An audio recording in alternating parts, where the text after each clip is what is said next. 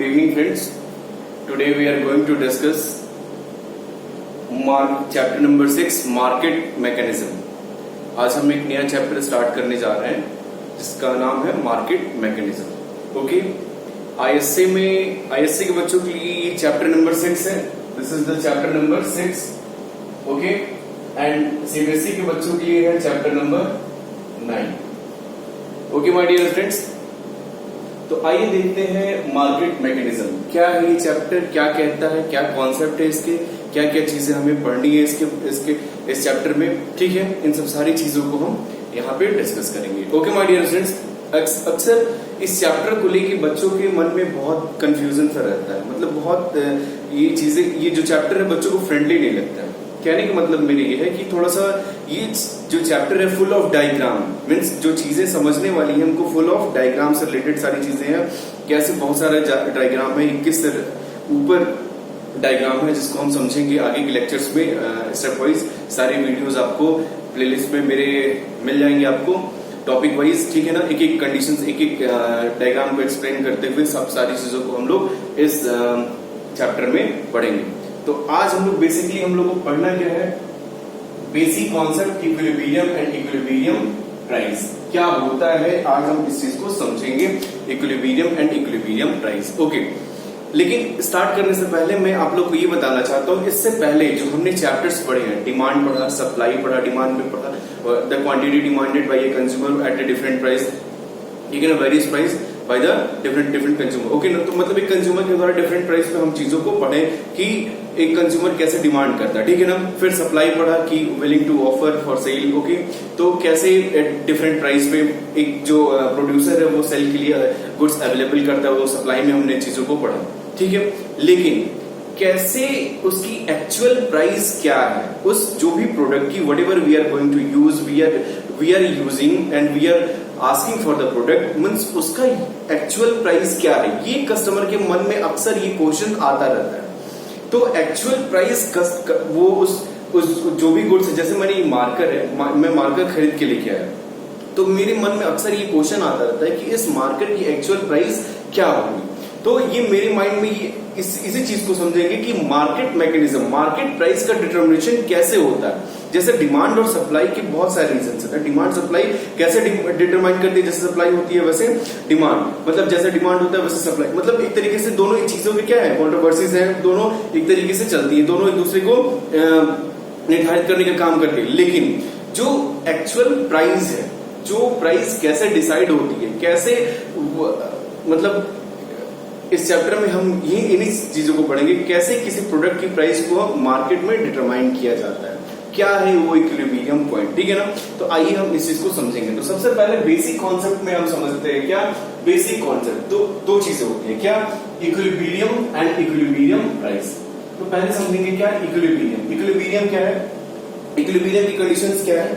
तो आप उसको डेफिनेशंस के तौर पे लिख सकते हैं. क्या डेफिनेशंस में लिखेंगे, डेफिनेशंस में ये लिखेंगे कि इक्विलिब्रियम रेफर्स टू सिचुएशन. क्या है, एक ऐसा सिचुएशन है in which the quantity demanded of a commodity equals the quantity supplied of the commodity. ठीक है ना, मींस जो क्वांटिटी डिमांड है कमोडिटी की और क्वांटिटी सप्लाई, कमोडिटी की क्वांटिटी सप्लाइड है, वो दोनों क्या है, किसी एक पॉइंट पे आके बैलेंस बनती है. मतलब एक जगह स्थिर होती है, एक जगह क्या होती है, इक्वल होती है. उसी को हम क्या कहेंगे, इक्विलिब्रियम पॉइंट है, इक्विलिब्रियम कंडीशंस कहेंगे. क्या कहेंगे, इट्स ए सिचुएशन. क्या है, एक ऐसा कंडीशन है जहां पे quantity demand of a commodity, मतलब जो क्वांटिटी की जो डिमांड है वो और क्वांटिटी की जो सप्लाई है वो किसी एक पॉइंट पे आके होते क्या होते हैं, इक्वल होते हैं. उसी को हम क्या कहते हैं, इक्विलिब्रियम कहते हैं. आई बात समझ में. इसको आप लिखना चाहो तो लिख भी सकते हो. कैसे, डेफिनेशन में. डेफिनेशन में क्या लिखोगे आप, इक्विलिब्रियम में क्या लिखोगे आप, means equilibrium is the such type of condition or situation, ठीक है ना, where the quantity demanded of a commodity is equal to quantity supplied of the commodity. करेंगे बोला, तो आप इस तरीके से इक्विलिब्रियम की डेफिनेशंस को लिख सकते हैं. ठीक है ना, जहां पे quantity demanded of a commodity क्या होती है, किसके इक्वल होती है, डिमांड इक्वल होती है किसकी, क्वांटिटी सप्लाइड की. जहां दोनों चीजें इक्वल होती है वहां पे वो पॉइंट क्या होता है, वो इक्विलिब्रियम पॉइंट. क्लियर, उम्मीद करते हैं आपको बात ये समझ में आ गई होगी. अच्छा, अब बात करते हैं इक्विलिब्रियम और फिर आता है इक्विलिब्रियम प्राइस। क्या होता है इक्विलिब्रियम प्राइस? इक्विलिब्रियम प्राइस भी सेम कंडीशन है, एक ही डेफिनेशन यूज कर सकते हैं, बस क्या प्राइस लगा देंगे आगे। Equilibrium price is such type of price where quantity demanded of a commodity and quantity supply of the commodity क्या होती है इक्वल होती है। मतलब वो ऐसा प्राइस है जिस प्राइस पे क्वांटिटी डिमांडेड ऑफ कमोडिटी और क्वांटिटी सप्लाइड ऑफ कमोडिटी क्या होती है इक्वल होती है, उसको हम क्या कहेंगे इक्विलिब्रियम प्राइस कहेंगे। गड़ी नहीं बोला? उम्मीद करते हैं सबको समझ में आ गया। अब इस चीज को हम क्या करेंगे डायग्राम के थ्रू समझेंगे, इक्विलिब्रियम पॉइंट होता क्या है और इक्विलिब्रियम प्राइस क्या होता है, इस चीज को हम डायग्राम के थ्रू समझेंगे। ये क्वेश्चन अक्सर 6 मार्क्स में आता है और 6 मार्क्स में आप कैसे डिफाइन करोगे इस चीज को, हम कैसे आप अपने आंसर को रिप्रेजेंट करोगे, इस चीज को हम आज की वीडियो में सीखेंगे, ठीक है ना।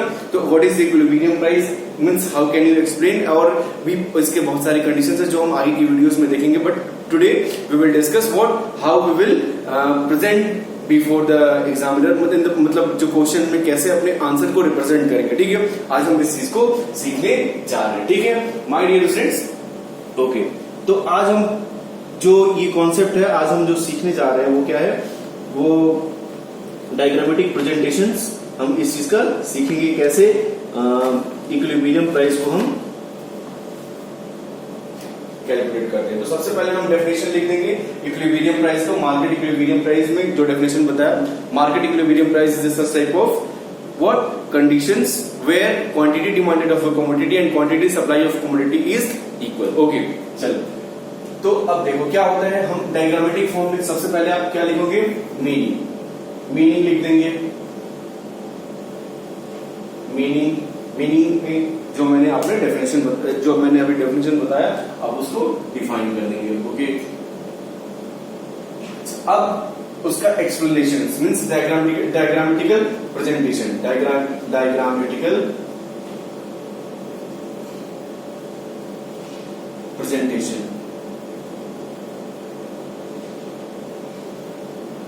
ओके, तो देखिए हम पहले बनाएंगे क्या इक्विलिब्रियम शेड्यूल बनाएंगे।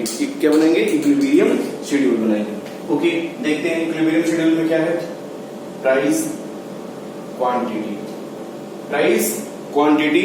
ओके, फिर क्वांटिटी सप्लाइड, क्वांटिटी डिमांड हो गया, फिर क्वांटिटी सप्लाइड हो गया, फिर मार्केट पोजीशन हो गया, मार्केट पोजीशन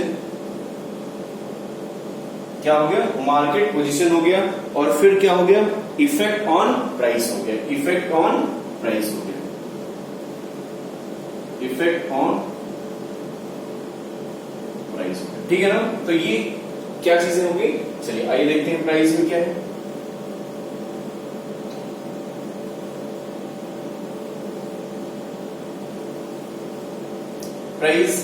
प्राइस में आपका हो गया 1000, 900, 800, 1000, 900, 800, 700, 600।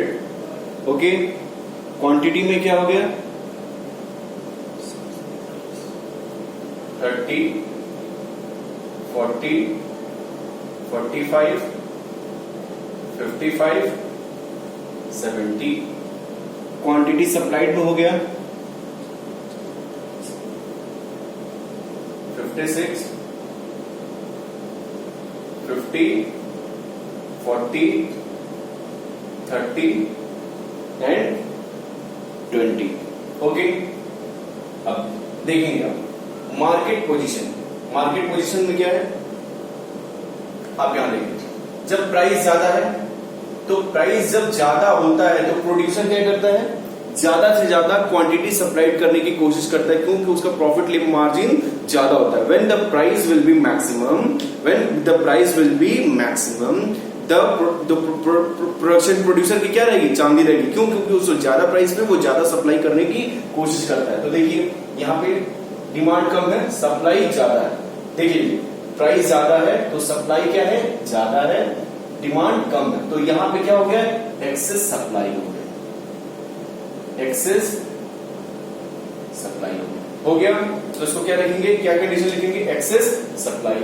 ओके, फिर देखेंगे 900 है, फिर यहां पे क्या है, सप्लाई ज्यादा है, सप्लाई एक्सेस सप्लाई।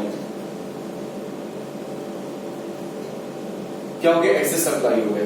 अच्छा, अब देखिए प्राइस 800 आया और क्वांटिटी डिमांडेड भी 45 है और क्वांटिटी सप्लाइड भी 45 है, तो यहां पे क्या हो गया, यही मेरा ऐसा इक्विलिब्रियम पॉइंट है, मतलब यही एक ऐसा कंडीशन है ₹800 की जिसपे मेरा क्वांटिटी डिमांड और क्वांटिटी सप्लाई दोनों क्या हो रहा है, इक्वल आ रहा है, ठीक है ना। तो ये मेरा क्या होगा, इक्विलिब्रियम पॉइंट होगा, ठीक है ना। तो देखिए क्या है, इक्विलिब्रियम पॉइंट होगा,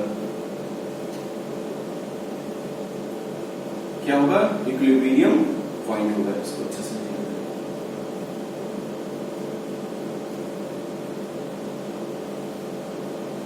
ठीक है ना, इक्विलिब्रियम पॉइंट होगा। अच्छा, अब देखते हैं जब डिमांड प्राइस कम होता है तो क्या होता है, डिमांड बढ़ता है, सप्लाई कम हो जाती है। देख लीजिए प्राइस कम हुआ, एक 1000 से कितना आएगा, 700 हो गया, क्या हुआ, डिमांड बढ़ गई। क्या होता है, प्राइस और डिमांड में क्या होता है, इनवर्स रिलेशनशिप होता है। इसमें प्राइस और क्वांटिटी डिमांड में क्या होगा, इनवर्स रिलेशनशिप होगा, इनवर्स रिलेशनशिप होगा, मतलब अपोजिट रिलेशनशिप हो, दोनों एक दूसरे के अपोजिट होंगे।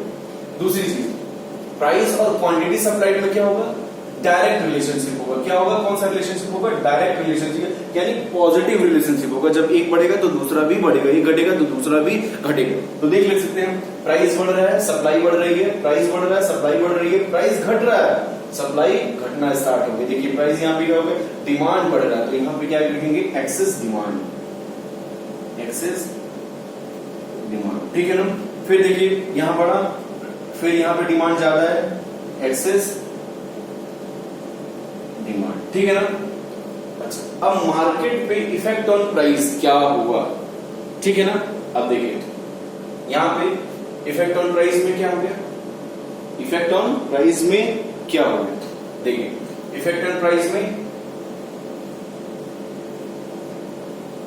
प्राइस डाउन हुआ,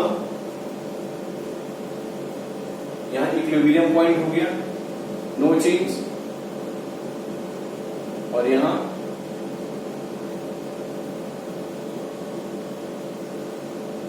प्राइस पे क्या है, प्राइस डाउन हुआ, ठीक है ना। चलिए आइए देखते हैं, अब इसी चीज को हम क्या बना लेंगे, डायग्राम पे प्लॉट कर लेंगे। डायग्राम पे प्लॉट कर लिया, ये मेरा y एक्सिस हुआ, x एक्सिस हुआ, o एक्सिस हुआ, ओके। यहाँ पे हम प्राइस मान लेते हैं, यहाँ पे क्वांटिटी मान लेते हैं, ठीक है। जब प्राइस मान लेंगे, क्वांटिटी मान लेंगे, फिर अब 1 2 3 4 5 क्वांटिटी पे 1 2 3 4 5, ओके।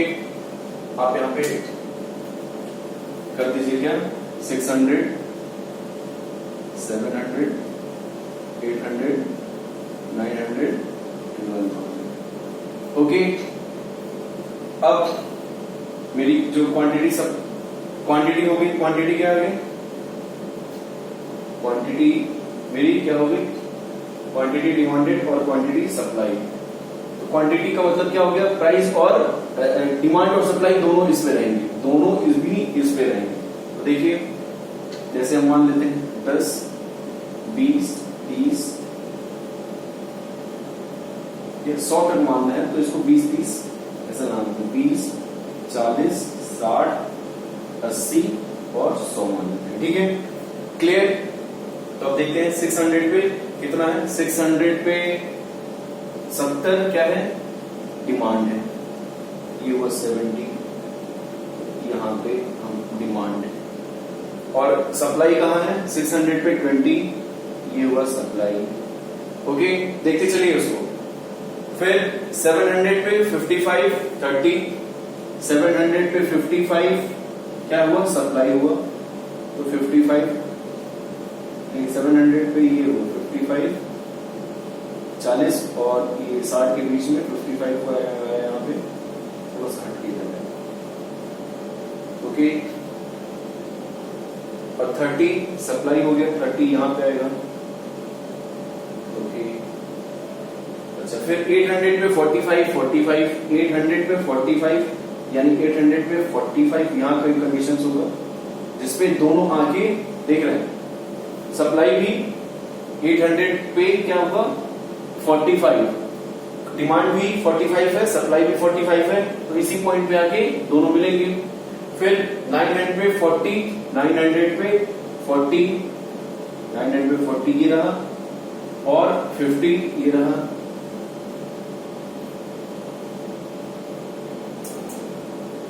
40 ये रहा और 50 ये रहा, ठीक है। 50 ये रहा, थोड़ा सा हट के ये रहा, ओके। 50 ये रहा, ओके। फिर 1000 पे 30 एंड 36, 1000 पे ये 30 रहा और 56, 56 मीन्स यहाँ समथिंग कहीं रहा, ठीक है ना। अब देख लेना, अब इन सारे पॉइंट्स को हम मिला देंगे। मिलाने का मतलब क्या हुआ, आप देखिए यहाँ पे मिलाया हमने और ये यहाँ मिला दिया, तो ये मेरा डिमांड कर्व हुआ, ये मेरा सप्लाई कर्व हुआ, ये मेरा क्या हुआ सप्लाई कर्व, और ये मेरा डिमांड कर्व। अब ये जो स्थिति होगी 45, ये जो मेरी कंडीशंस होगा 45, ठीक है, ये मेरा इक्विलिब्रियम पॉइंट होगा। ये मेरा कंडीशन क्या होगा, इक्विलिब्रियम पॉइंट होगा। तो आप ये डायग्राम बनाएंगे। अगर 6 मार्क्स में क्वेश्चन आता है देन आप क्या करेंगे, मीनिंग लिखेंगे, मीनिंग लिख के डिमांड शेड्यूल इक्विलिब्रियम शेड्यूल बनाएंगे, ये सेम इक्विलिब्रियम शेड्यूल। इसके बाद इसका डायग्रामेटिकल रिप्रेजेंटेशन करेंगे, इसके बाद इसका एक्सप्लेनेशन लिखेंगे। आप क्या एक्सप्लेनेशन, कैसे आप एक्सप्लेन करेंगे, तो आप एक्सप्लेन कैसे करेंगे देख लीजिए।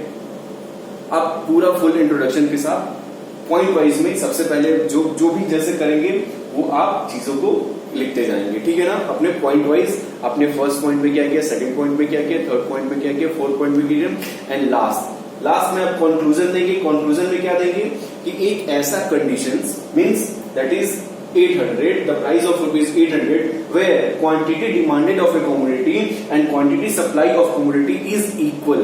At that point we will call as a equilibrium point. वो हमारी क्या होगी, इक्विलिब्रियम पॉइंट होगी। ये आप कंक्लूजन में लिखेंगे और ये आप 6 मार्क्स के क्वेश्चन में आप इसको इस तरीके से हल करेंगे, मतलब इसको एक्सप्लेन करेंगे। Clear my dear students. तो सबसे पहले आप एक्सप्लेनेशन में क्या करेंगे, आप x axis y axis click करेंगे, ठीक है ना।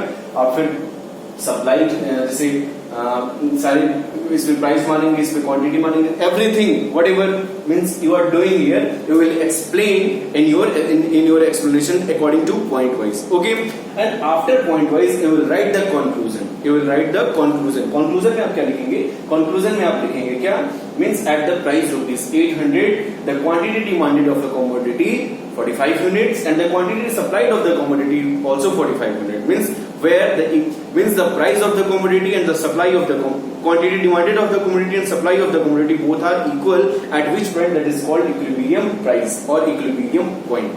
getting over?